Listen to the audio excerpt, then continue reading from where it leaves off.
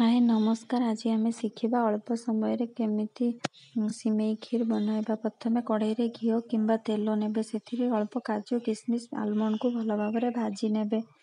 तापर तेजपत्र पकाई सिमेई को पकाइबे। सिमेई किछि समय भाजी होई गला परे ब्राउन कलर हे गले सेथिरे गोटे ग्लास पानी अल्प टिके लूण पकाई सिझेबा पई छाड़ी देबे। सिमेई भल भाव सिझी होई गला परे सेथिरे अमूल पाउडर पकाई धीरे धीरे करी गोलाई नेबे। नहले आपण चाहिले क्षीर मध्य देई परिबे।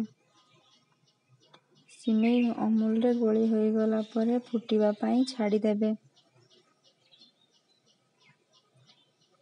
सिमेई किछि समय फुटी होई गला परे सेथिरे भजा होई रहिथिबा काजू किशमिश आलमंड को पकाई नेबे। तापरे चीनी पकाइबे। चीनी पकाई किछि समय पई फुटिबा पई छाड़ी देबे। सिमेई फुटी होई गला परे अल्प टे गुजराती गुंड पकाई गोटे बाउल को ओल्हाई देबे गे। आ वीडियोटी केमिति लागला जदि भल लागता है लाइक